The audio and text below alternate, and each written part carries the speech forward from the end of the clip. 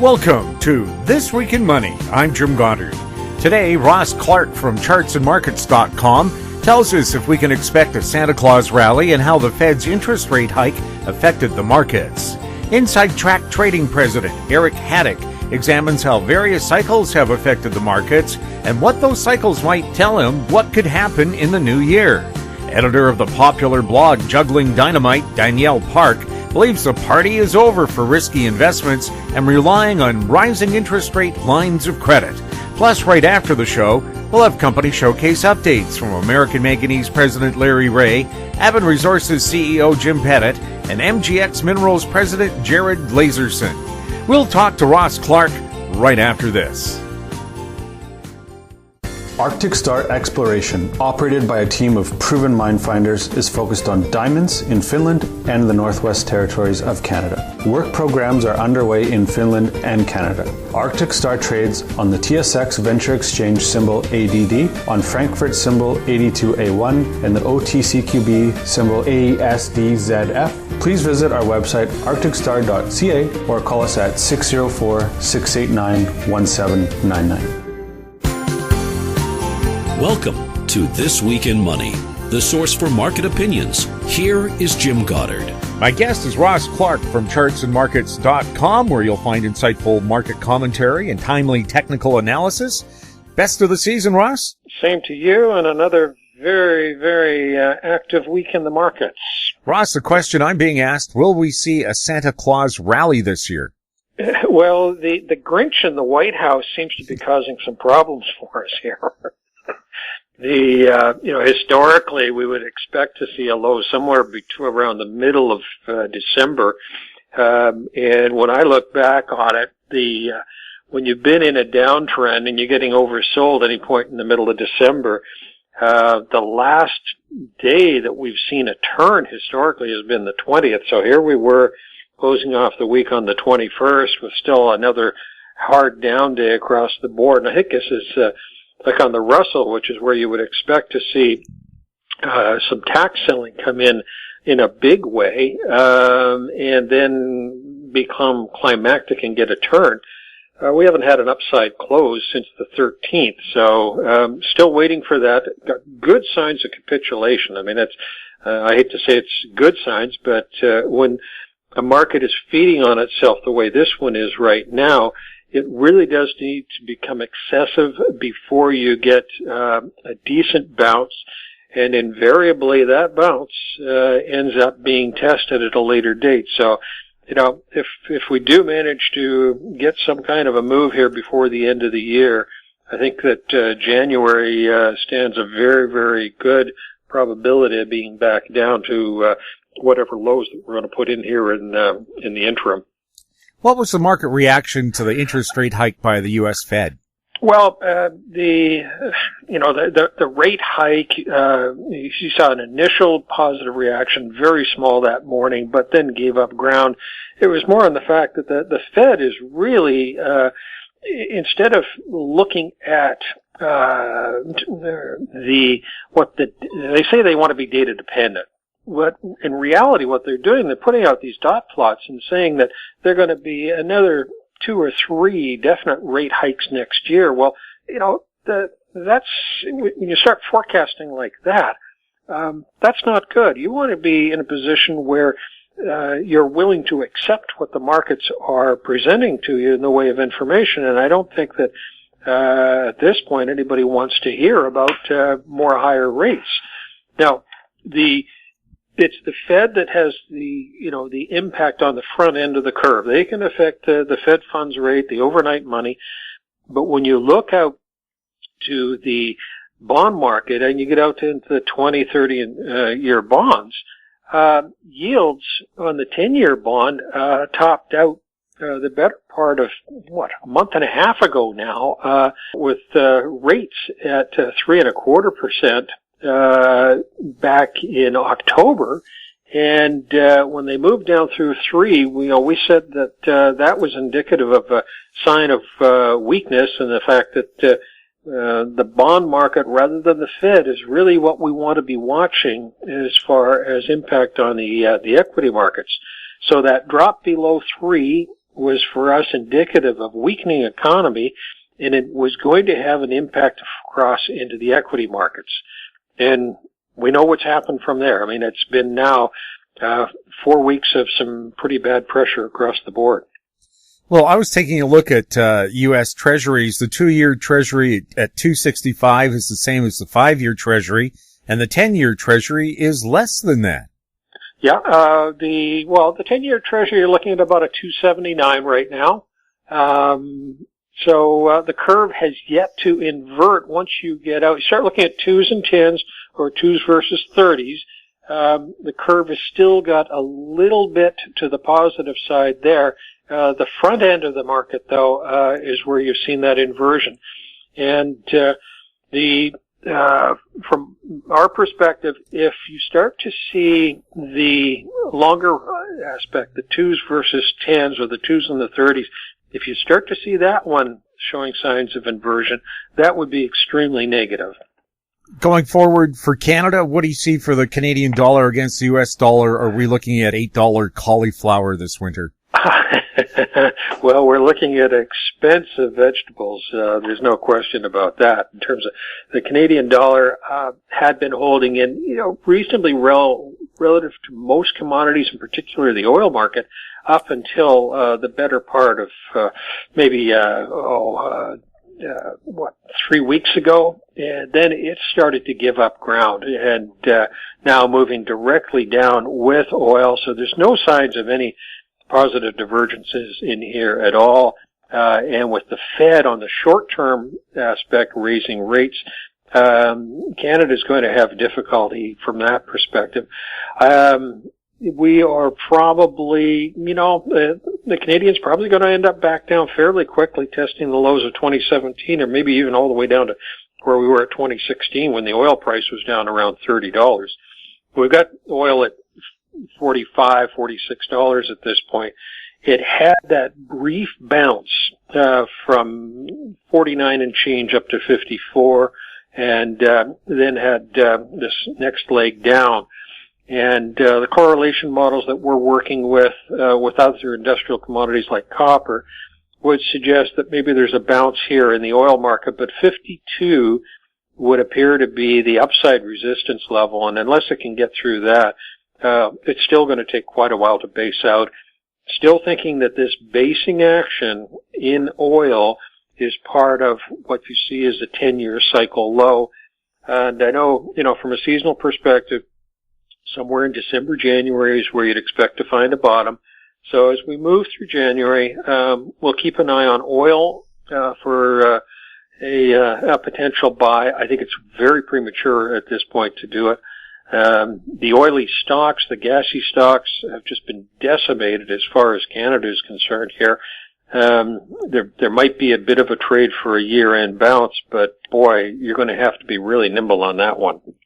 Are we expecting gold to continue to climb through the new year? Well, you've got gold tends to move less on terms of inflationary aspect and more in terms of a feeling of safety or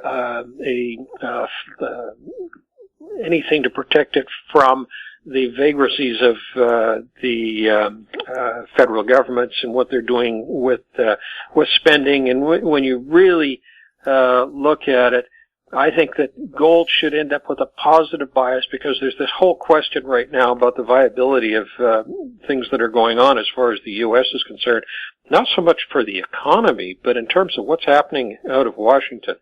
And with all the anxieties that are there, that helps to be supportive for gold. And clearly, seasonal here is in its positive window as we get into January, February.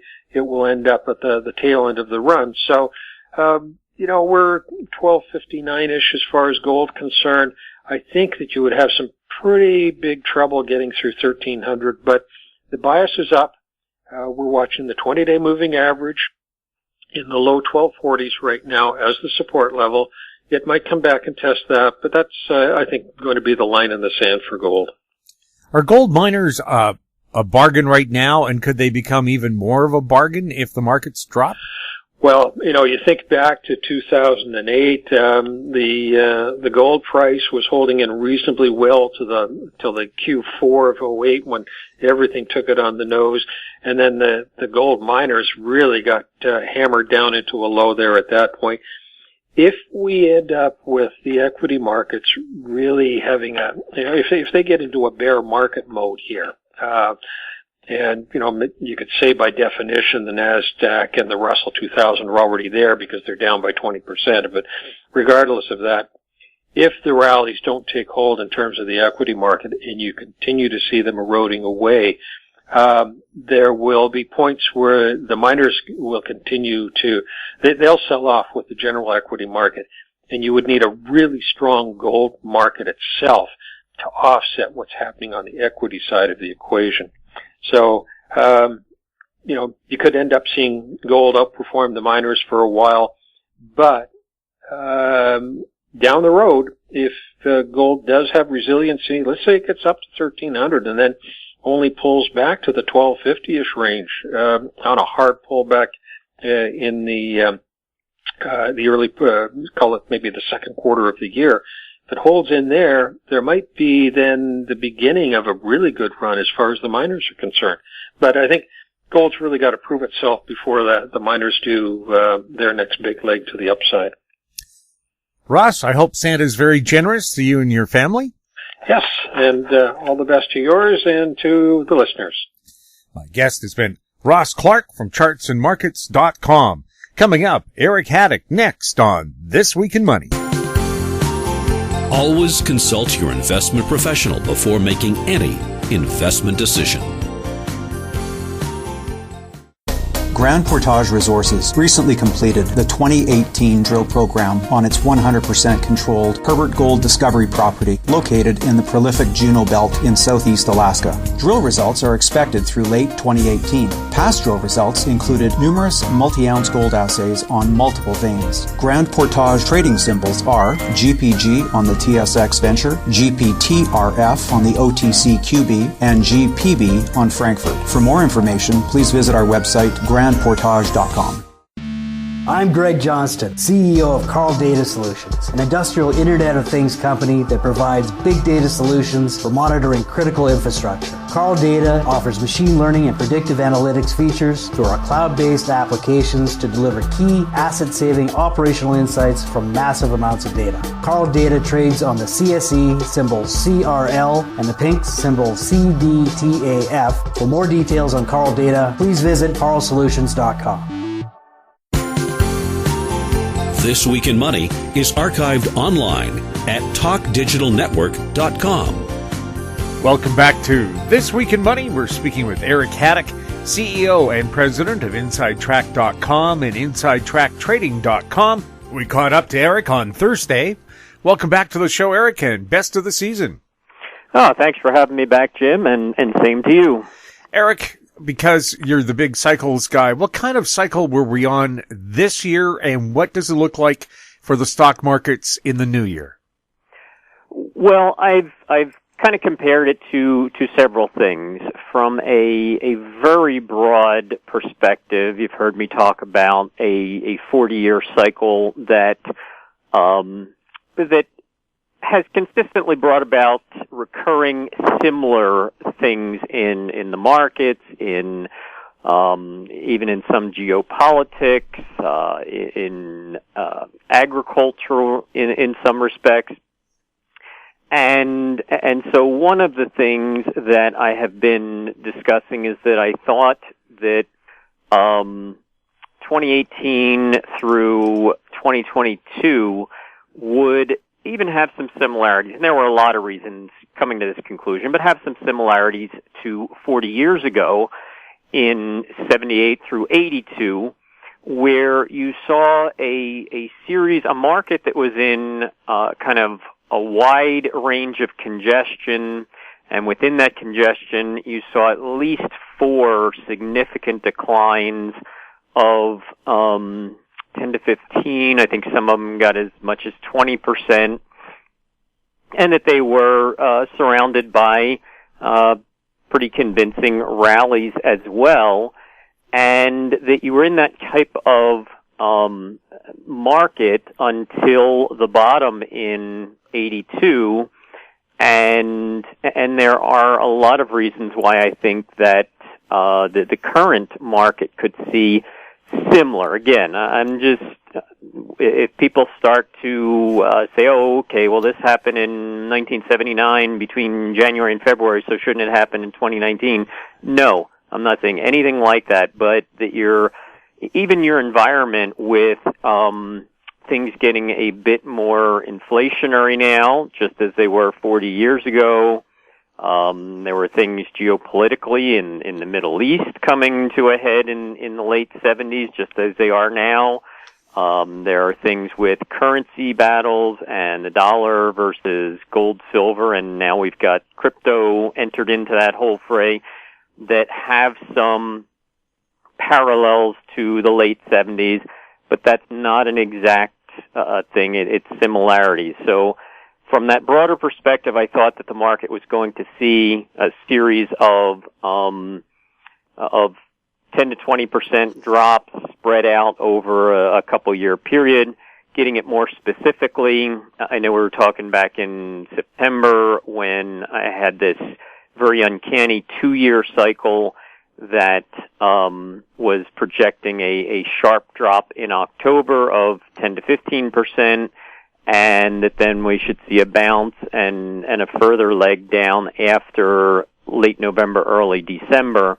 That continues to be the case, and we're coming into a period right really this week, December 17th to the 21st, where an initial bottom could be seen, and we've also gotten down to what has been my primary downside objective for this sell-off, and that was a retest and spike below the early year lows.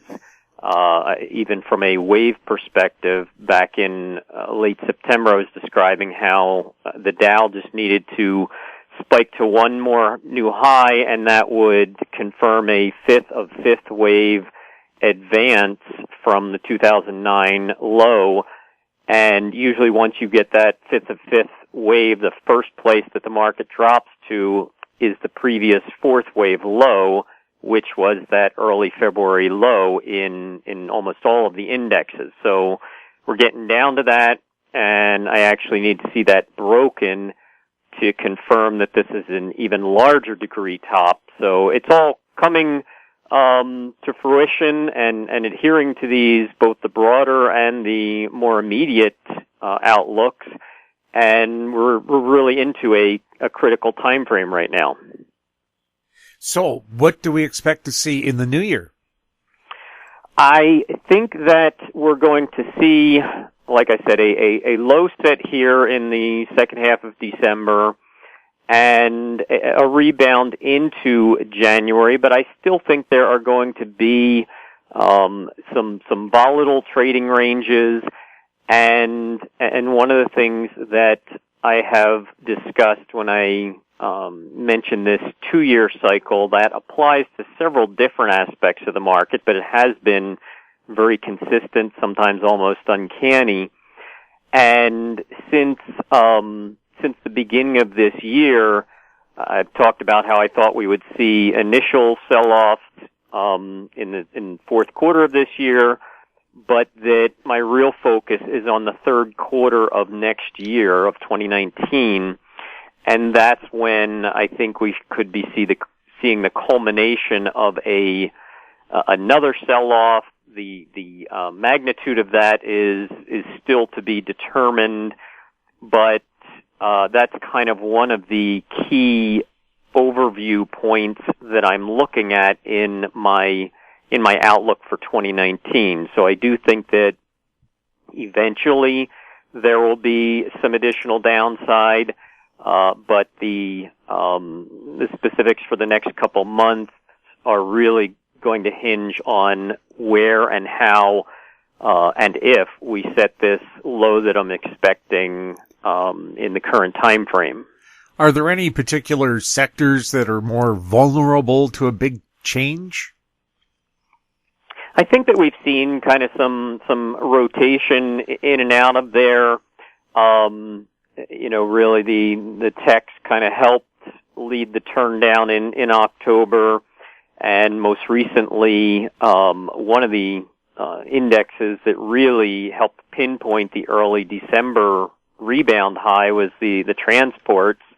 They had this very consistent 11 to 12 week cycle that had me alerting subscribers to look for a secondary peak in the first couple days of December, and then a sharp decline from there. And really the transports are one of the ones that have gotten hit the hardest since the December 3rd peak. But I think that's something that really swings back and forth even on a weekly basis sometimes, depending on what's driving the market. Can transports be described as kind of the canary in the coal mine? In many cases, they have given me the lead signals and turned a little ahead of the other indexes. So in many cases, that is the case. But that phrase has a decidedly negative connotation. There's also a positive one to it too, that the transports sometimes signal the lows and reversals higher a little bit ahead of the other indexes in other sectors. So there are many times that has a lead effect. So yes, I would agree with that characterization. We'll have more with Eric Hadik when This Week in Money returns. I'm Kelly Jennings, CEO of PowerBand Solutions. PowerBand is a cloud-based provider of auction, inventory, and finance solutions that make buying, selling, and financing vehicles more efficient. PowerBand Solutions trades on the TSX Venture Exchange symbol PBX and on the OTCQB symbol PWWBF and on Frankfurt symbol 1ZV. For more information, please visit us at powerbandsolutions.com. Cypress Development Corp's flagship lithium project is located just east of Albemarle's Silver Peak mine in the heart of Clayton Valley, Nevada. A 12-hole exploration drill program for lithium-enriched claystone on Cypress's 100% controlled properties is now underway. Cypress Development Corp trades on the TSX Venture Exchange symbol CYP, the Pink's CYDVF, and on Frankfurt C1Z1. For more information, please visit our website, cypressdevelopmentcorp.com. This Week in Money is archived online at talkdigitalnetwork.com. Welcome back to This Week in Money. We're speaking with Eric Hadik. Eric, what's your outlook for interest rates in the U.S.? I am still under the premise of a gradual, steadily increasing interest rates into the second half of 2019. That has been my general outlook since 2016, when the interest rates bottomed in almost perfect sync with 40-year, 70-year, and 80-year cycles from the three major interest rate lows of the last century. But here again, you've got parallels, but not exact, to the late 70s, when you saw the increasing interest rates and a 40-year cycle ago. And like I said, there are some similarities right now to that, but not as extreme. I don't think they probably won't carry quite as far. But I do think that when I'm looking at the bonds and notes and their technical charts, that they're telling me they won't set a final low, so, a corresponding high in interest rates, until the third or fourth quarter of 2019. Now, back in the late 70s, we had rampant inflation. Do you expect that to return?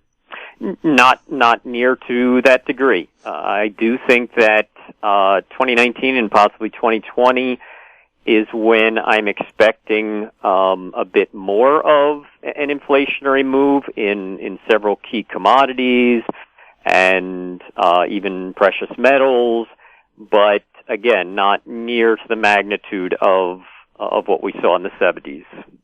What is your outlook for gold and silver? They have been setting what I think is going to be a critical low in most cases, or in gold and even in the gold stocks, a secondary low compared to the late 2015 low. And I think that is going to lead to a 1 to 2 year uptrend in the metals. Once again, I would emphasize not near to the magnitude of something like the late 70s. This is in a completely different context. It's more of a corrective rally. I do have some 1 to 2 year upside targets that I've just been starting to address with my subscribers. But that on balance, we should see an upward move over the next 1 to 2 years. I even did a couple special reports on the XAU index more recently that discuss some longer-term cycles that say that index could wait until late 2020, early 2021 before it sets its next multi-year peak. In between now and then, there's a lot of back and forth action. Doesn't mean that you're looking for a straight up trend until then, but I think that the trends are starting to swing more to the positive where metals are concerned. We'll have more with Eric Hadik right after this. I'm Douglas Mason, CEO of Naturally Splendid, symbol NSP on the TSX Venture Exchange. Naturally Splendid is a biotechnology and consumer products company focused on the global cannabis and health markets. Naturally Splendid is expanding distribution in this rapidly growing market with products currently in Canada, the USA, South Korea, Germany, and Australia. To view our comprehensive company presentation and for more information, please visit our website at naturallysplendid.com. Media recognition from Bloomberg, Reuters, Recycling Trade Publications. Patented process for 100% recovery of critical metals, including cobalt, lithium, nickel, manganese, aluminum. American Manganese is focused on recycling lithium-ion batteries for electric vehicles. American Manganese trades on the TSX Venture, AMY, the US, AMY.V, and Frankfurt 2AM. For more information, visit AmericanManganeseInc.com or phone me, Larry Ray, at 778-574-4444. This Week in Money is archived online at talkdigitalnetwork.com. Welcome back to This Week in Money. We're speaking with Eric Hadik. Eric, what's the outlook for oil? Oil has fulfilled a lot of what was expected for this 2+ year bull market. Back in late 2017, I described both the geopolitical and the market cycles that were projecting a rally in energy prices from late September 2017 into late September 2018. Since then, we have obviously put in a major top, and I think that it could, like crude, could wait to set a final bottom into January or February, but then really looking at a trading range through probably all of next year, but at least the majority of next year. Taking a look at currencies, is the U.S. dollar going to remain strong?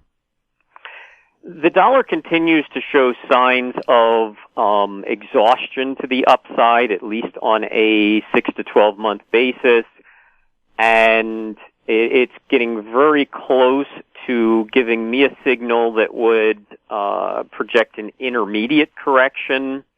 And from a cyclic basis, I actually think that if the dollar does confirm a peak here, that it could work progressively lower into March of 2019.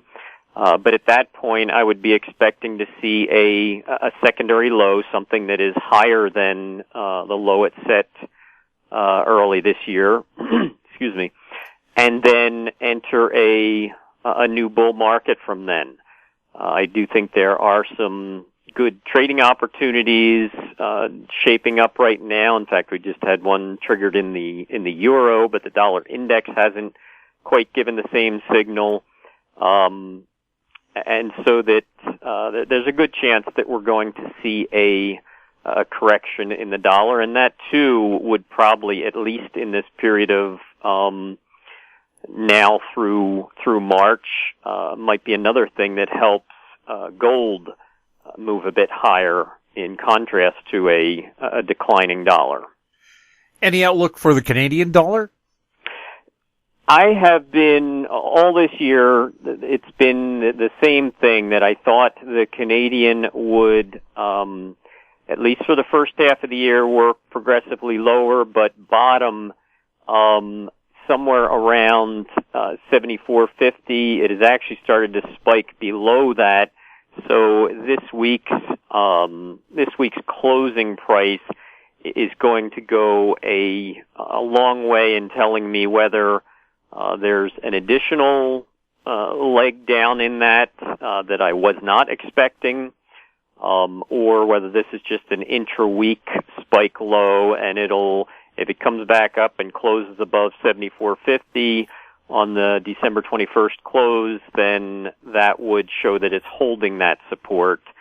And I do think that in this time frame, the Canadian's due for another 2 to 3 month low, and that inverse to the dollar, U.S. dollar, it could see some upside into the first quarter of next year.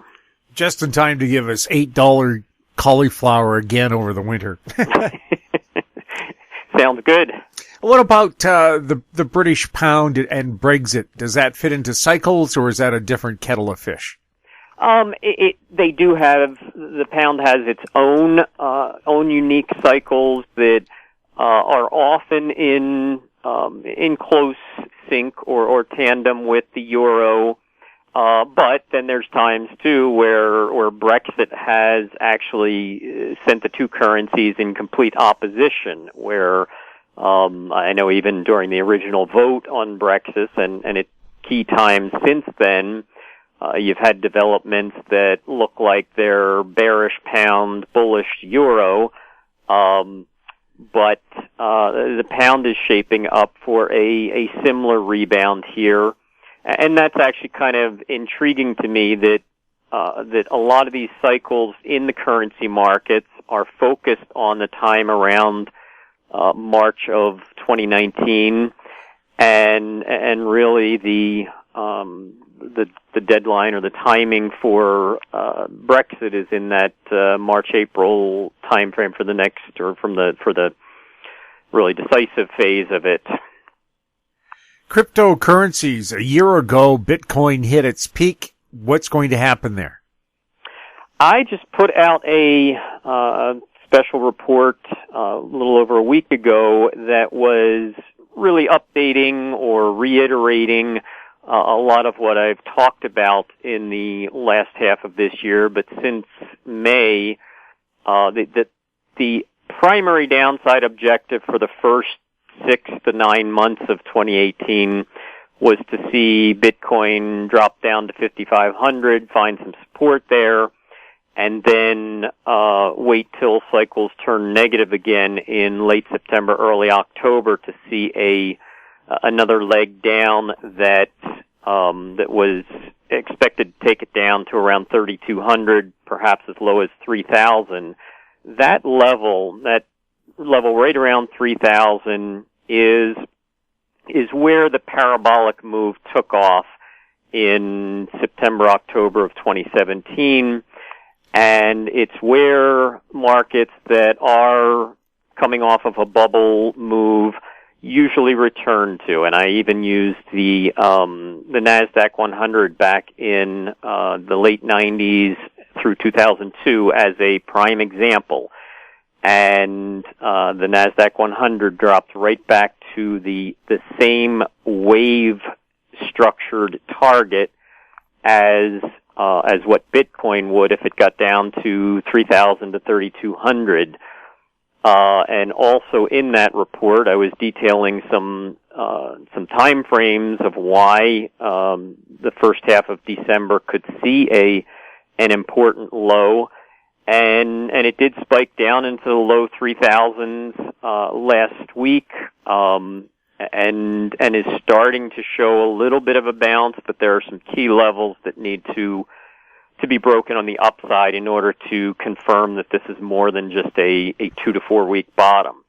But there again, it's something that's been very closely related to the movement in the dollar, and really the dollar. It took the dollar seeing its first signs of vulnerability back in the second half of 2017. That was when Bitcoin took off. And then the dollar bottomed and Bitcoin topped right at the turn of the year, coming into this year.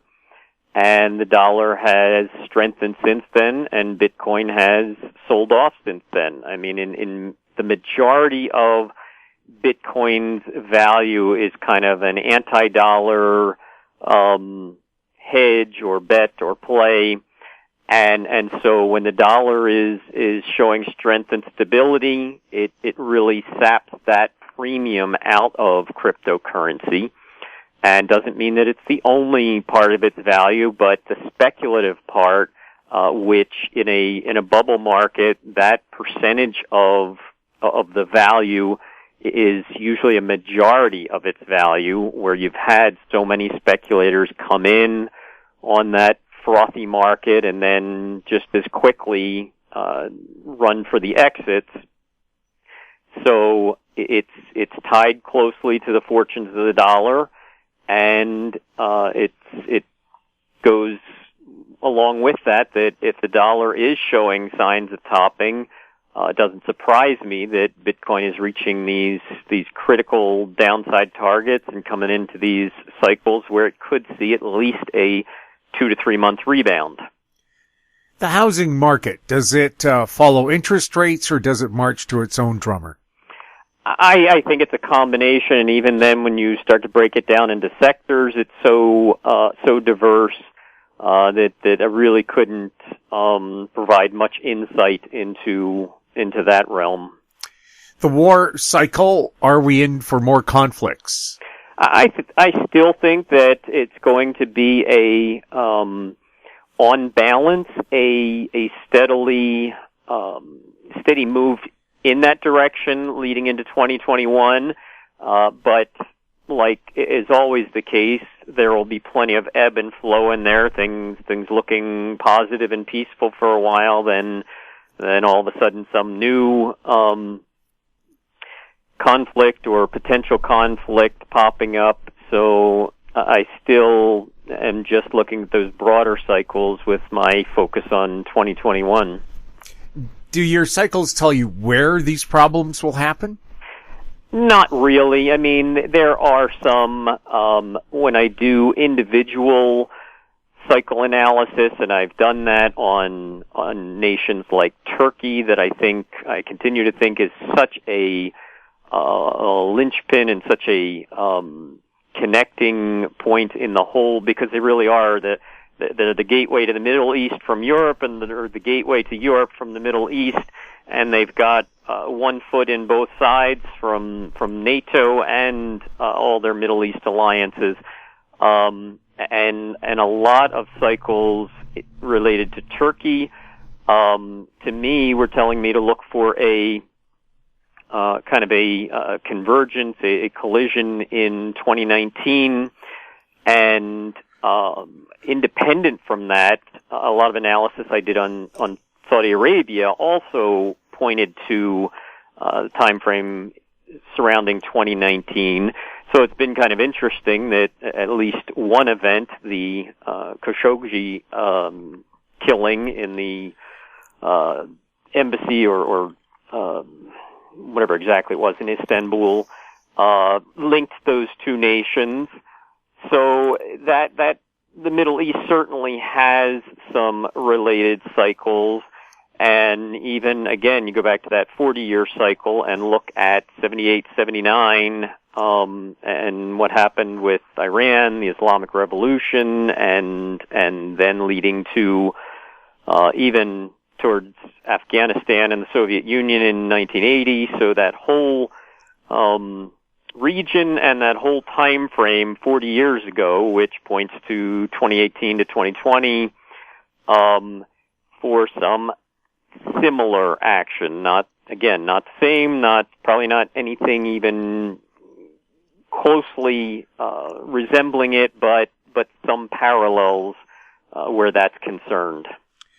Eric, what can you tell us about Inside Track, and why do you have two I's in your spelling of inside? That comes from the acronym that was originally used when developing the newsletter and identifying the markets that were going to be focused on. So each of those stand for some of the market complexes from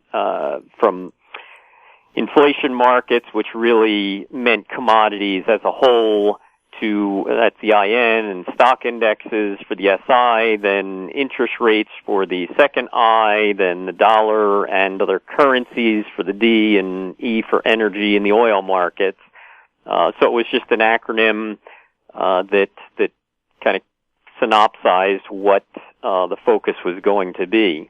As far as we offer both monthly and intra-month publications, as well as weekly and inter-week publications, focused on these markets, financial and commodity markets, and also several reports that are associated with that, and other related analysis that we provide to our subscribers. Eric, how can people get more information about Inside Track? The best way is through our website at InsideTrackTrading.com, spelled with that extra I in the middle, INSIIDE, tracktrading.com. They can also see an archive, a pretty expansive archive of previous analysis and publications related to that 40-year cycle at 40yearcycle.com, using the numbers 40yearcycle.com. Eric, thank you so much for being on This Week in Money, and best of the season. Thank you, Jim, and same to you. My guest has been Eric Hadik, CEO and President of InsideTrack.com and InsideTrading.com. He was speaking to us from the Chicago area. Coming up, Danielle Park, next on This Week in Money. MGX Minerals is revolutionizing the new energy economy with patented lithium extraction technology, replacing traditional solar evaporation using low-cost, low-energy nanofiltration. The first system of this paradigm shift technology is currently being commissioned. MGX Minerals trades on the CSE, symbol XMG, the OTCQB, symbol MGX-MF, and Frankfurt, symbol 1MG. For more information, visit our website, mgxminerals.com. This Week in Money is archived online at talkdigitalnetwork.com. Welcome back to This Week in Money. We're speaking to Danielle Park, editor of the popular blog Juggling Dynamite and president of Venable Park Investment Council Incorporated. Welcome back to the show, and best of the season, Danielle. Hey, you too, Jim. The national news finally did a program saying the markets are pretty shaky. Maybe you should be taking a look at your retirement funds right now. Has the horse already bolted the barn, or can you take corrective measures right now?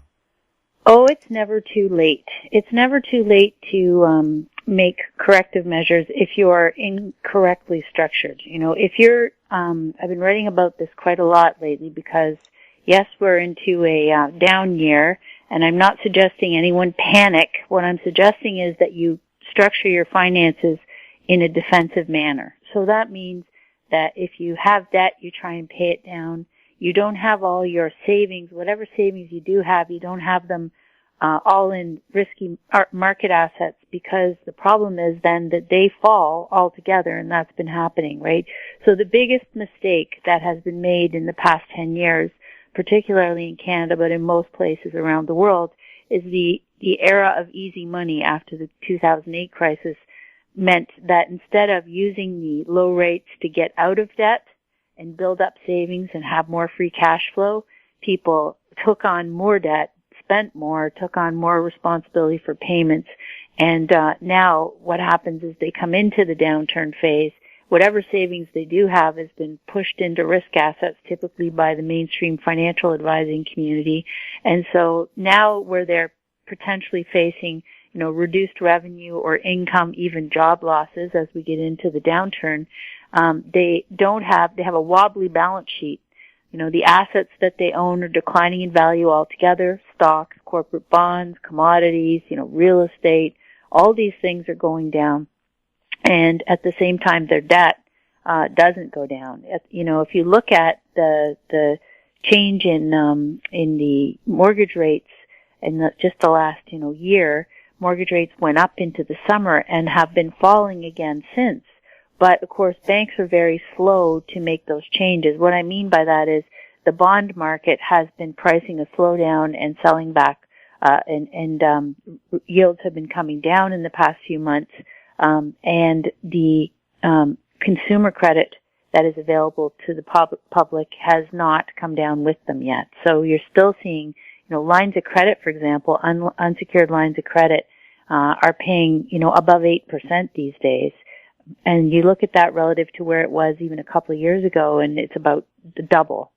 So, it's not just mortgage debt that people have where they've taken on too much house and too many payments, but it's also their car loans and their credit cards and their lines of credit. And so all that together just means they're particularly exposed. So what I try and tell people is, it's very important to get your structure correct. Don't go straight to what sort of different colored jelly beans can I buy in all these risky products. And that tends to be the focus of the financial services industry, is how do we get you to part with that cash and take it out of safety and put it into danger so we can collect fees. And this is completely counterproductive to individuals' strength and stability, particularly as they age, but at any phase, really. So as you see, the booms that are happening right now, the businesses that are really coming into their growth phase are things like trustee and bankruptcy. And you're seeing articles and reports coming out about how, they're seeing a huge spike in bankruptcy filings, in new interest calling their offices. And normally in November, December, that's a slow period for that kind of activity. And typically people wait till the new year after they get their Christmas credit card bills and go, okay, I can't keep this up. But trustee and bankruptcies are reporting a big boom already in November, December. Levels they haven't seen since the last recession. So this is happening with interest rates still relatively cheap. And historically, but the relative change from where they were is that, putting that much pressure on people who already have too many payments. And the other thing is, this is before we get into we're still at basically record low unemployment rates, Jim. So once we come into the, rising unemployment phase, which is next up on deck, that's going to get really tricky. So I'm afraid, people have really wasted this expansion. The era of easy money has done very few people favors. A few people have used it to their advantage, and kudos to them, but most people have not. And so what's happening now is that when the asset price waves recede and go down from the end of this easy money phase, people are left with all the debt and much less equity. And I would say that most people are going to end up further behind. In other words, they're going to end up losing more than they made in the past decade. That's just the way, when you have a lot of leverage and debt, that's just the way it works. If there is a recession, a lot of people have said it could be one of the ugliest. If we thought 2008 was bad, this could be even worse because of that debt level. Yes, and because the central banks are coming into it with, super bloated balance sheets that already, they still have trillions of assets that they've absorbed in the past decade that they're they haven't even, the European Central Bank stopped buying new bonds in December. That's the end of their official end of their QE program, but they're still rolling over. They still have a massive bloat of these assets, which means they have less cash available to go in and do any sort of support.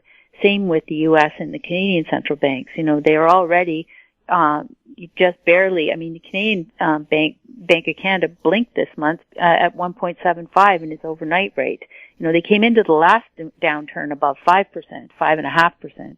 So they had a lot of room to cut rates to try and, push people to spend more on debt. And it worked beautifully. What didn't work beautifully was the building of economic resilience in the economy. That has not worked well at all. In fact, corporations are much weaker coming into this cycle than they have been in probably 20 years. And that, again, a feature of too low rates for too long. And they're getting a cash crunch now because as risk appetite recedes, money flows out of places like emerging markets, flows out of these sort of securitized debt obligations. Last time in the 2008 cycle, it was, they took a bunch of crappy loans from lenders and packaged them into securities, CDOs they called them, and sold them to investors. This time they've called it levered. They're the same packages basically, and they've sold them under different names. But it means that as risk appetite recedes, investors, so to speak, are less inclined to buy that paper as well. So banks are now having to sit with much more of this debt on their books. Coming into a cycle where typically corporate debt, when you get into this kind of a cash crunch, maybe 30% will default. And you're seeing that in the price at which these bonds are trading. They're already falling greatly, much below par. Just every indicator is that this cycle has been used the wrong way, and now we're in the payback phase. And if you're not prepared for the payback phase, it's going to be very painful. But it's still not too late, as I say, to try and look at your risk, look at your balance sheet. A very easy way to tell is if everything you've basically owned in terms of an asset has been going down together in 2018, that tells you you're not properly structured. Danielle Park will give us some hints on how to look after what could be tough times when This Week in Money returns.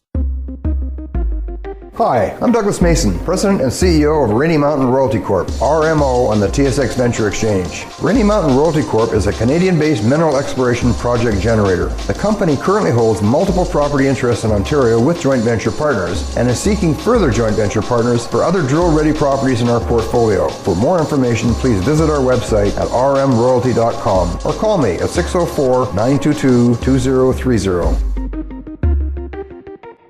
Aben Resources Limited is a gold exploration company with significant projects in British Columbia, Saskatchewan, and the Yukon. Trading on the TSX Venture Exchange, symbol ABN, and the pink symbol ABN.V. Surrounded by world-class gold deposits and mines, Aben's 23,000 hectares Forest Kerr Gold Project is located in the heart of the Golden Triangle in northwestern BC. For more information, visit us at abenresources.com. This Week in Money is archived online at talkdigitalnetwork.com. Welcome back to This Week in Money. We're speaking with Danielle Park. Danielle, so if tough times are ahead, what are the best things you can do to batten down the hatches and prepare for a financial storm? Well, as I've said, it's not too late to lower your financial risk. That means if you have savings and they're in these market assets, which are all falling together, so portfolios, whether they be mutual funds, whether they be ETFs. There's been a mania really in this idea that all you have to do is plop stuff in the market and it goes up and you never have to look at it.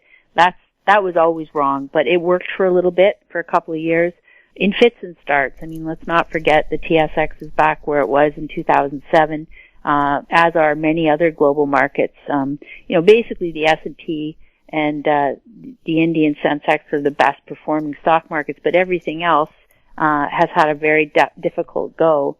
So if you look at your savings statements, whether they're RSPs or your TFSAs or whatever, if you've got them in these packages of things which have been just blindly thrown at the market at ridiculous valuations, you're going to find they're all dropping. Here's an example. People think there's safety in utility stocks and bank stocks. Those things are falling as much as the overall market. Berkshire Hathaway, which people think of as, Warren Buffett is, this guru. Berkshire Hathaway's down 14% since October. Why? Because it's just basically a proxy for the S&P 500 now. It's fully, the positions they hold, they rarely sell, and they're mostly long the equity market. And so when anything like a bear cycle comes, they drop with it. So there really isn't any defense in holding, so-called defensive stocks there. That's an oxymoron in itself. And the dividend-paying stuff like utilities and the financials and even the REITs, are very exposed to the down cycle in the Canadian real estate market right now. So all that stuff is not going to save you, per se, or protect your savings, let's say, at this juncture.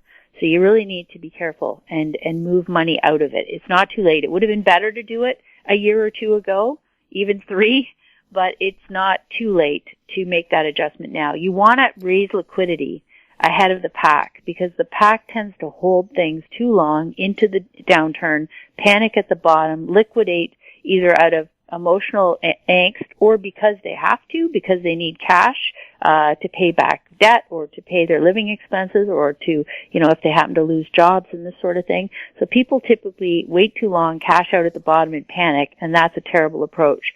So it's not too late to make those adjustments now in advance. Raise your liquidity.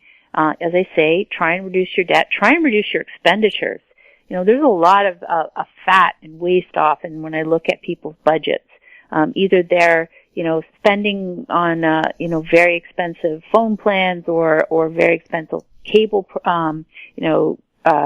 entertainment things that go through their credit card each month, or they're eating out a lot, just waste that they don't need to have. And if you can get change out your bulbs in your house, figure out ways to reduce your electricity consumption. All these things make you leaner and more capable of going through downturns in the economy and allowing you to keep some cash and liquidity so that you can, as I say, smooth out any income fluctuations you may have, but also so that you're one of the few people that's able to buy when everyone else is selling. And that period's coming, Jim. I think it's underway now. As I wrote this week, it's very likely you can't have the market dropping 500 and 600 points a day every single day. I mean, that's basically what we've been getting for the last couple of months. Now, it is very typical to get rallies that last even days or even weeks within the broader downturn of a bear market. So you should expect to see some rally days.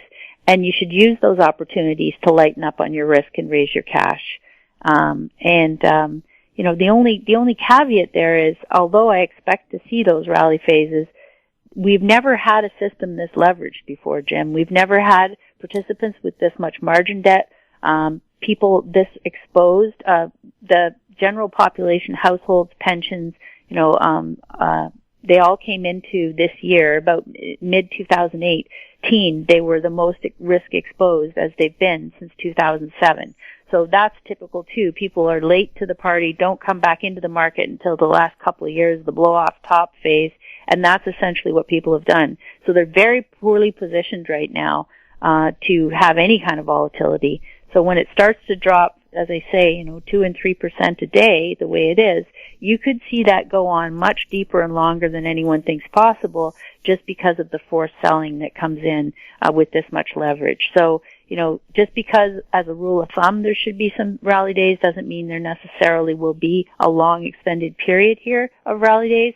But I think the bias is to the downside, so you have to be defensive now and take advantage of any green to liquidate.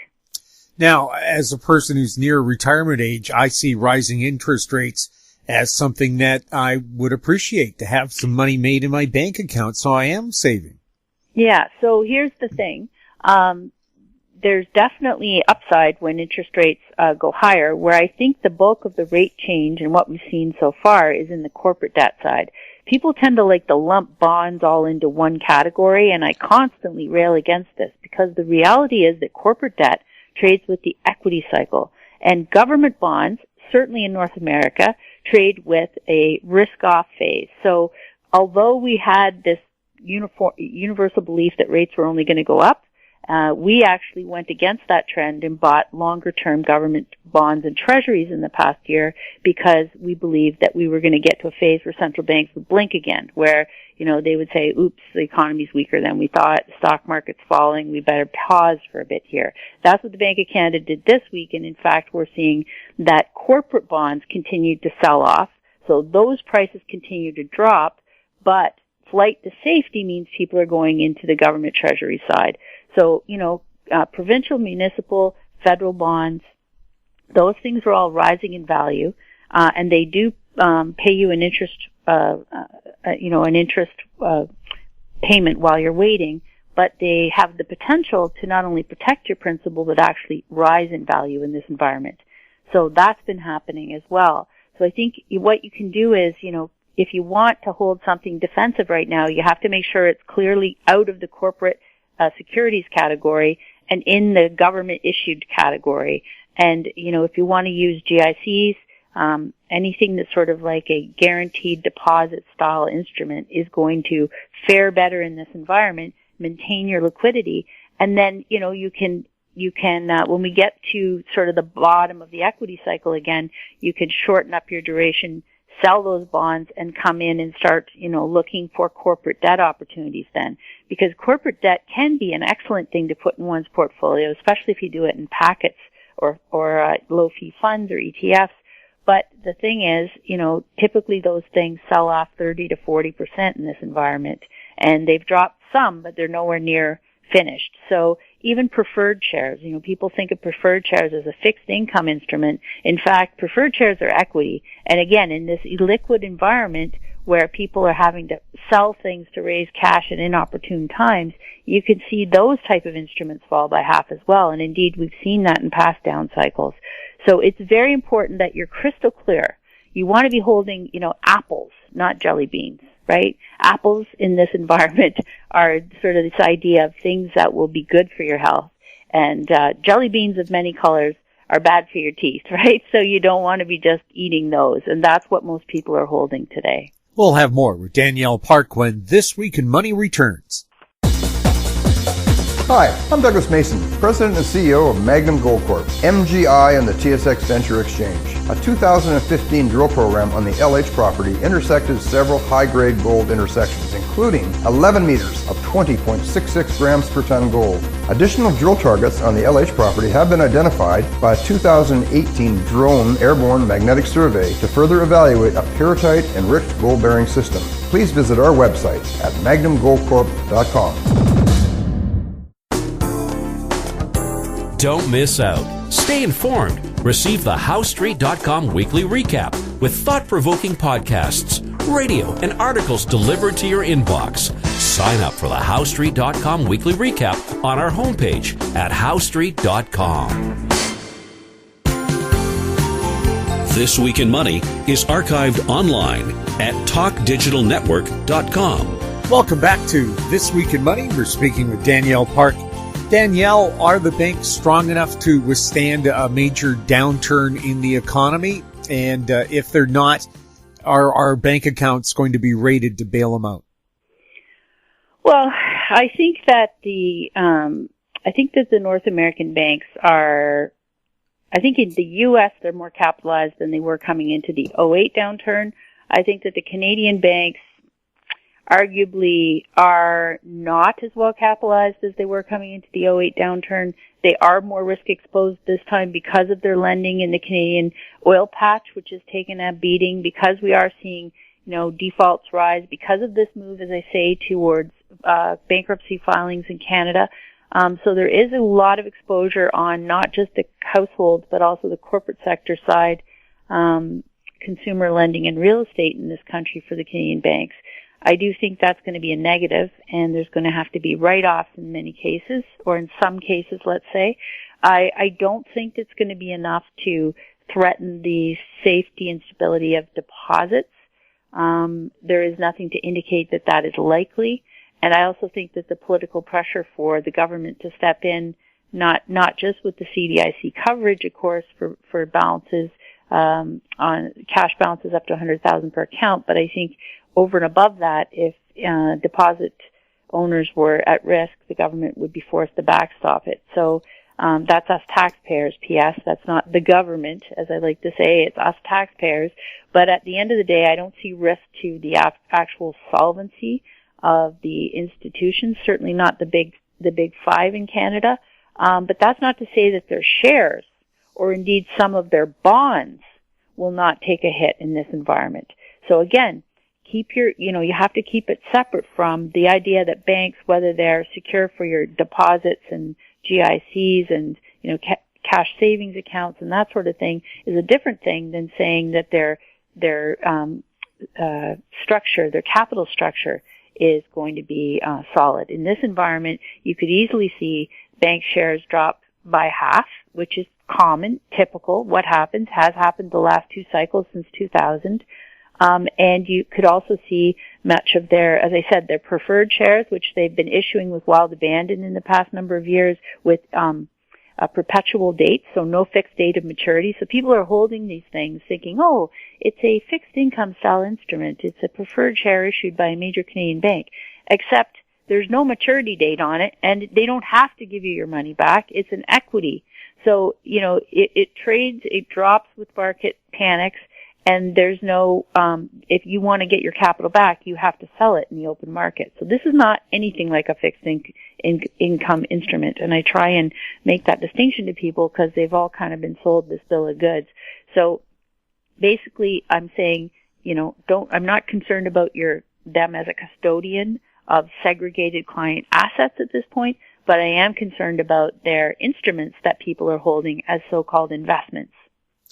The unrest that they're seeing in France, Belgium, the Netherlands, Hungary, all economically based, where I think people are very upset that a handful of people control most of the assets and 40% of the population has virtually nothing. Could we see the same kind of unrest in North America?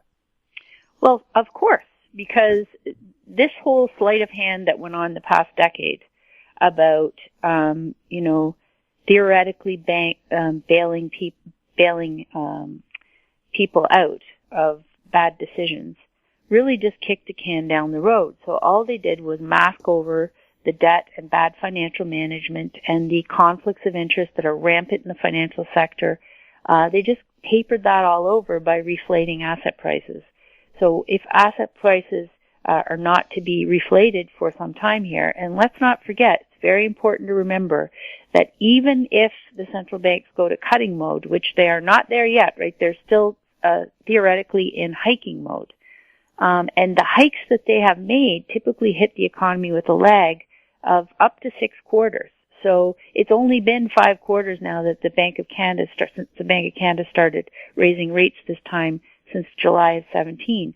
So the tightening that they've done to date has theoretically not even got into the economy yet. And we're already seeing great weakness and wobble in the major asset classes. So, once that, people are starting to report in places like all over the hottest areas, and you and I have talked about this before, Jim, that the property markets that went up the most expensive homes, condos, that sort of thing, people had this sort of false sense of security the past decade because, particularly in Canada, those things went up the most, right? A great deal. It was very common to see homes trading in the 1 and 2 and 3 and above million category. However, that's now starting to reverse. So we're seeing that they're getting hit the hardest, the most expensive homes, and the hottest areas are reporting the weakest sales and the weakest price action. So that's like the Toronto and Vancouvers of the world, but also the New Yorks and the Dallases and the San Franciscos and the Londons.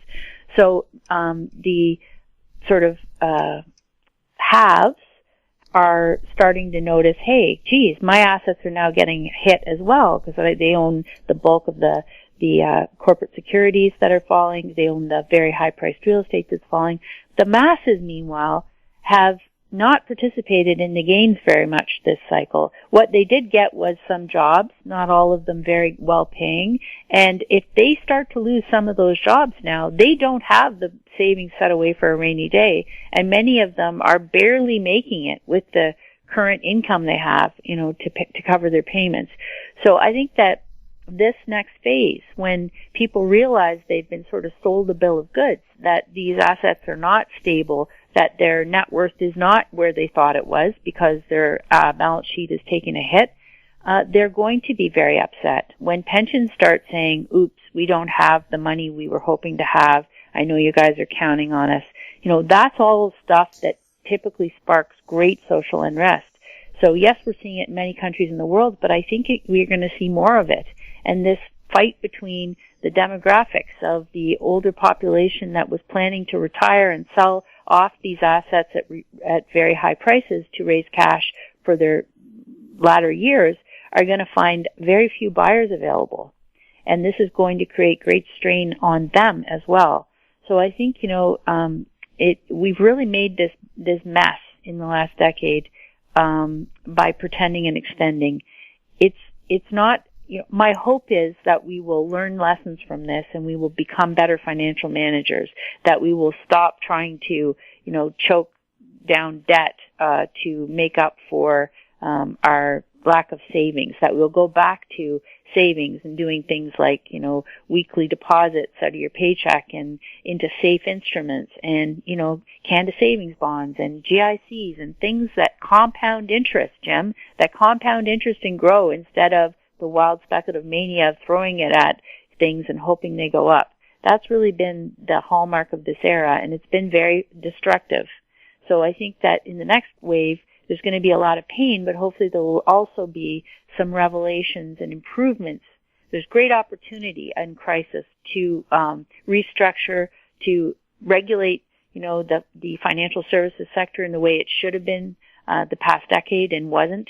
Breaking up the big banks, dividing off the sales force from the advising sector, keeping things separate once more. We're starting to see a lot of legislation be introduced in the United States, for example, along that line of reestablishing the divisions between, fiduciaries and conflicts of interest. So I think that's all very positive, but I think it will be a very tumultuous time. Why do we always have to wait for a crisis to do things like this?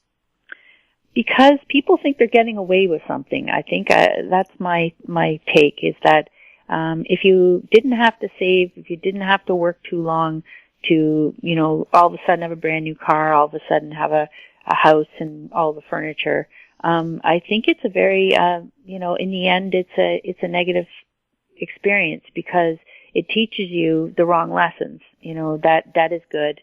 That is the way that you accumulate things without having to have financial discipline. Ultimately, you have to have financial discipline or you end up losing the things or you end up, suffering. So, it's those habits of, modest, more the tortoise than the hare that establishes strength and stability over time. And if we can get that back into, set up forced retirement savings plans, give incentives to people to save as opposed to borrow, I think we can really turn this thing around and have an era of great prosperity thereafter. But it won't be a quick fix, it's a steady eddy working away, and then, all of a sudden, not all of a sudden, but eventually you have built a much stronger foundation. Danielle, thank you so much for chatting with us. Thank you, Jim. Have a great Christmas and a great New Year. Yes, and to all the listeners, best wishes. My guest has been Danielle Park, editor of the popular blog Juggling Dynamite. She's the president of Venable Park Investment Council Incorporated. Her website, jugglingdynamite.com. She was speaking to us from the Toronto area. And that wraps up our show for this week. We'd like to thank our guests, Ross Clark, Eric Hadik, and Danielle Park. And thank you for listening. Now stand by for company showcase updates from American Manganese President Larry Reaugh, Aben Resources CEO Jim Pettit, and Jared Lazerson from MGX Minerals. If you have any questions for the show or our guests, you can send them to info@howstreet.com. I'm Jim Goddard. Enjoy the holidays. Comments made on This Week in Money are an expression of opinion only and should not be construed in any manner whatsoever as recommendations to buy or sell any financial instrument at any time. Archived online at talkdigitalnetwork.com. This Week in Money is a production of How Street Media Incorporated. Executive producer is Tom Allen. Welcome to Company Showcase, an advertising feature on HowStreet.com. I'm your host, Jim Goddard. I'm speaking with Larry Reaugh, CEO and President of American Manganese. Best of the season, Larry.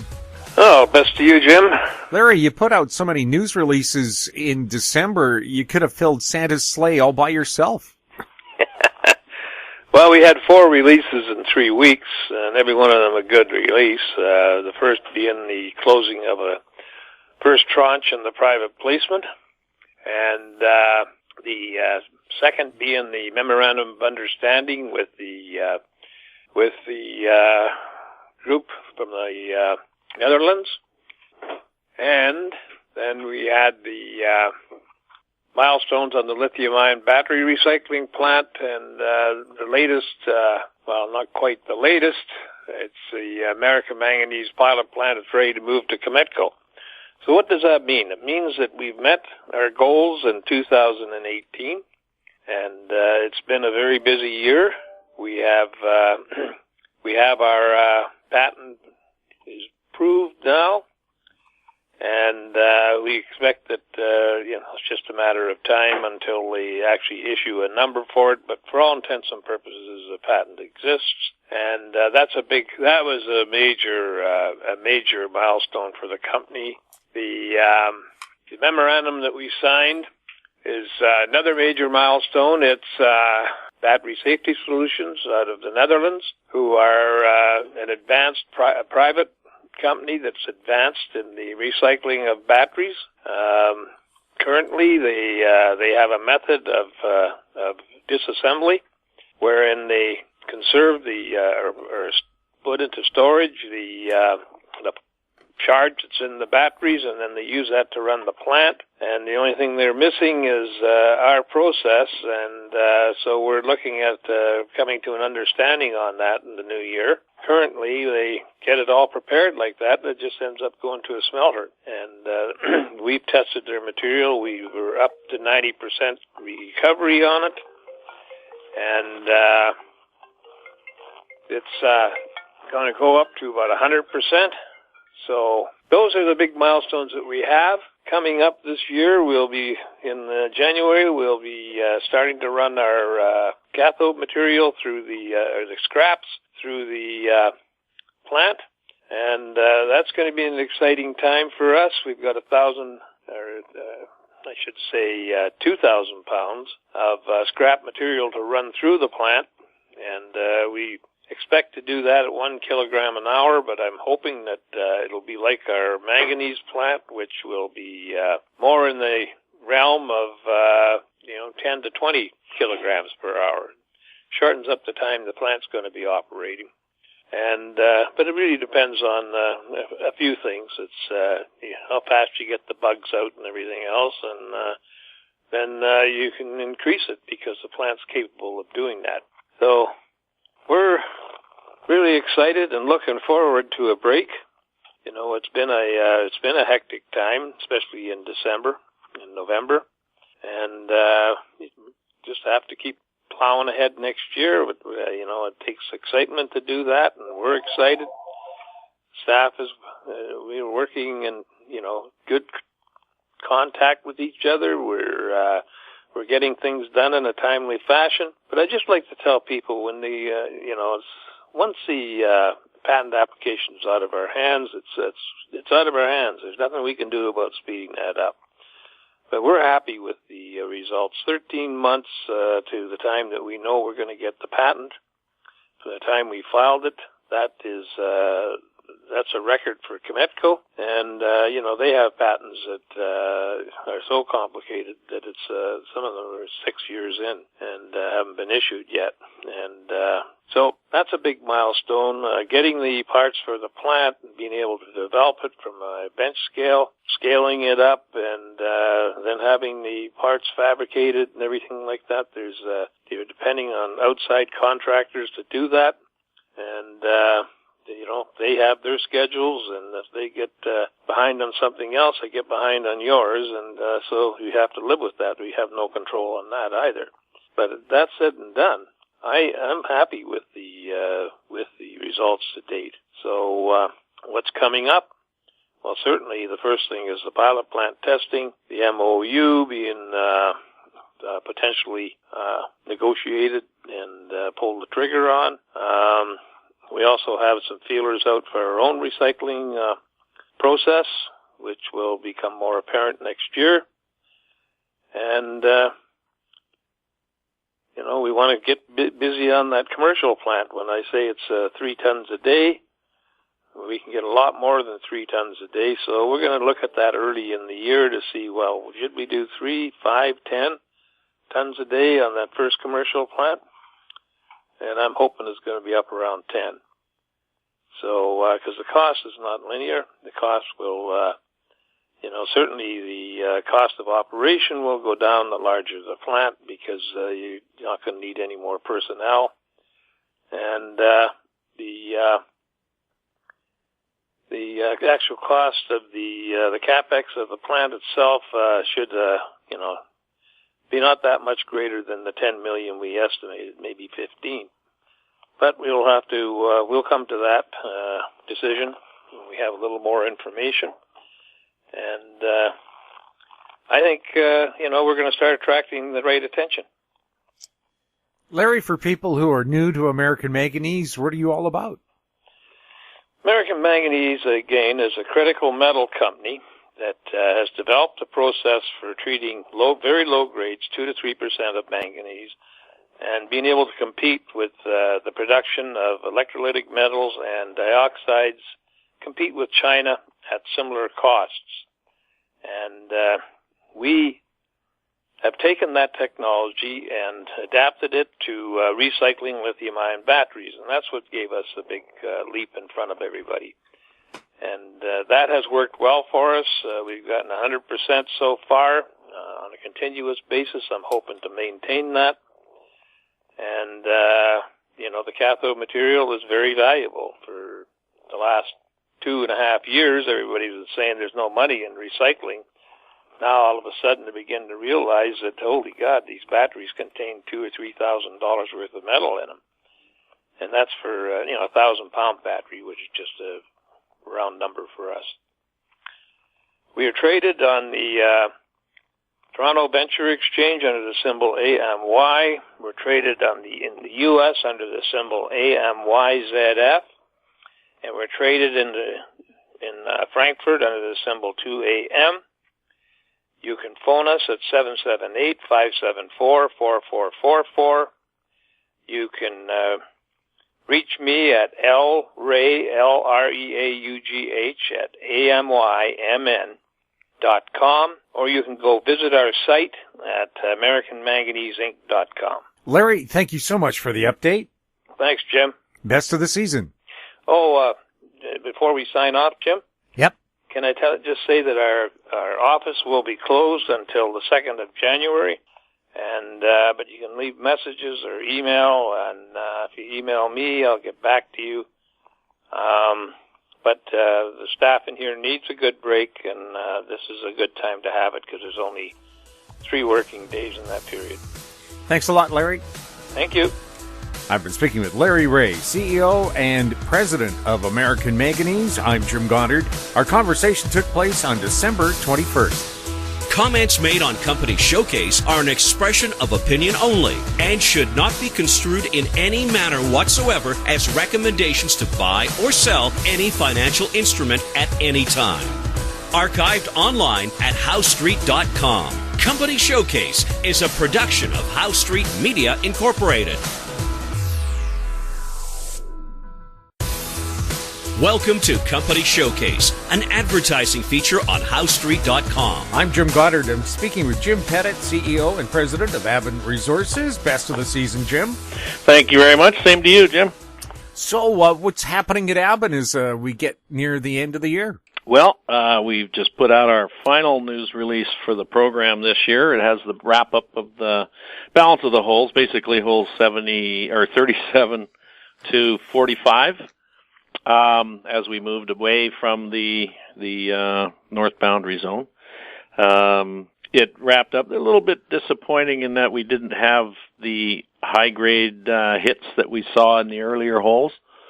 Everything was mineralized, but to a much lower extent. let's call it that, where you'd have maybe a half a gram up to 3 grams on the high side in a hole. You get some pretty broad zones, rather than having those half or the 10 meters of 38 grams, which gets everyone excited. You'd have, 10 meters of, or we have 5, 6, 7 meters of maybe 5 grams, that sort of thing. What we do realize is the mineralizing event is there and it's broad, and it does go up and down. We've got a lot of data to work with. We've got a lot of analysis to go through and a lot of pierce points into that north boundary hole that are really going to help with the 3D modeling. And all the oriented core drilling that the technique that we're using is going to really help to determine the orientation and structure. That is very vital in this environment that we're finding out. Get a handle on the structure and you'll make your life a lot easier. One of the issues we had this year that became evident was the lack of drill pad locations, because our amendment to the drill pad locations we had from the previous year went in early this year, and we never got back the approval or disapproval. It just got lost in the ether for a while there, and it normally takes 90 days. We should have had it well before our drilling started. We got off to a great start. We raised money. We ended up with about $7 million in the treasury at that point in the program, and we extended it to up to 10,000 meters. That's more than double. But we were still worried about pad location. We only had 9 from last year. And what we finally found out after we finished drilling was they didn't issue any more permits because of the intense fire season this year. They didn't bother telling us. They didn't send us any info, but that's what we have found out. It's there. It's ready to go. There's 40 new pad locations. Would have been good to have them this year, because when you're limited off of those existing pads, you don't necessarily get the right angles you want, because we really wanted to try to extend in detail that north boundary zone. We did get it to a certain extent. But if we had the new pad locations lined up and ready to go, we may have had a better chance, but we also would have had other targets to work with. And I think the takeaway here is the amount of data we've got is going to help tremendously. And we do have these new pad locations that we're lining up for next year based on the fact that we didn't get to some of these new locations. We did get to the south boundary zone this year. We put 3 holes in because we did have a pad located there from last year, which we never got to last year. So there's lots of expansion potential there, and there are other targets in the boundary zone, the general boundary zone. You've got an area that's 2 kilometers wide and 4 kilometers long. And we're in an area of concentrated in an area of about half a kilometer, with the exception of the south boundary zone. So we've got lots to do going forward. For people new to Aben, what are you all about? Well, we are a gold exploration company. We've got a project in the Golden Triangle, which is our flagship property. It's a large project located right on a big structural feature, which is vital for that area. As far as discovery models go, it's tremendous in that we're right in between this major structural feature and this contact between these 2 horizons that they've been proven to be vital for discovery. So we couldn't ask for a better location. We've also got a project up in the Yukon. I've done a little bit of work there this year in terms of trenching and excavating, and we've got analytic work back now. I should be able to release those, I guess, in the next week or so, which is right into Christmas. So maybe it's going to be after the New Year. But it's we've had some really good-looking success. I haven't seen the assays or anything yet. That could be momentarily. But there was in the trenching and in the soils and that around it, there was a lot of coarse and visible gold. So it bodes well. We think we've got the extension of the 3 Aces. Which is on the Golden Predator property there. Lots to look at there, lots of potential going forward. And then we've also got the Chico property in In Saskatchewan, which is moving forward this year, we had a setback last year, but I think we're going to get in there this year with the help of the natives, and we just reached out a little broader, got everybody together, and I think we're good to go. That project is tied onto the southern extent of SSR's project. They're drilling 40,000 meters of drilling in total between the Santoy, the CB, and then their Fisher properties to the south, because they're looking to increase the exploration potential of the area and add to their resource. Jim, where are you traded, and where can people get more information about Aben? We are traded on the TSX Venture Exchange under the symbol ABN. We're on the OTCQB under ABN.V. We're also in Frankfurt, E2L2. They can get us at AbenResources.com, or contact directly to the office, 604-687-3376. Jim, thanks a lot for the update, and best of the season. Thank you very much, and same to you. My guest has been Jim Pettit, CEO and President of Aben Resources. I'm Jim Goddard. Our conversation took place on December 17th. Comments made on Company Showcase are an expression of opinion only and should not be construed in any manner whatsoever as recommendations to buy or sell any financial instrument at any time. Archived online at HowStreet.com. Company Showcase is a production of How Street Media Incorporated. Welcome to Company Showcase, an advertising feature on HowStreet.com. I'm Jim Goddard. I'm speaking with Jared Lazerson, CEO and President of MGX Minerals. Best of the season, Jared, and glad to be speaking with you. Jim, good to talk to you again. Jared, good news over the last few days for your company? Absolutely. Been a rough spot in the market here for everyone. Obviously, everybody's watching closely what's going on down south. We were able to weather the storm here, or maybe we're in the eye of the storm. I can't really say. I'm not really a predictor of the markets day to day, but big news today, closed second tranche of a $6.8 million financing round at, I'd say ballpark about 70% premium to market, even more than that versus yesterday's close, but we had a nice rally today. So things are looking good. Certainly enough cash to do what we do, and just real strength in terms of our institutions, and just a big vote of confidence from our primary institutions. Sprott being the largest. I think they're just shy of 10% of our company right now. So there's one thing I always say, which is it's important to show strength and maybe not prosperity, but really a clarity of vision and direction during difficult times. This is really where the rubber meets the pavement. These things happen quickly. Markets deteriorate quickly. The chaos then ensues, and to be able to show that we're a going concern, and like I said, the importance of having been successful over really a number of years in terms of maintaining high market cap and returning decent returns to our investors. So even before the announcement on the financing, we were up pretty strong in the market the last 2 days. I think we're up almost 25% in the last 48 hours. So relatively very strong on all fronts, but certainly the horsepower to continue down the path that we've set going a number of years ago now. Jared, for new listeners, can you tell us a little bit about MGX Minerals and what you're all about? Sure. We're a diversified mining and resource company. We own both significant mining assets, a very large magnesium oxide project, a relatively new gold project that's come in multiple holes over an ounce per ton, silicon projects. These are all BC-related projects. We have some results pending on a niobium titanium rare earth project as well. So we're very much a going concern in British Columbia in terms of mining. Then we have our water and mineral extraction division, which is a partnership with Pure Lucid, which is a water company of Alberta. We own 60% of that company and continue to acquire more.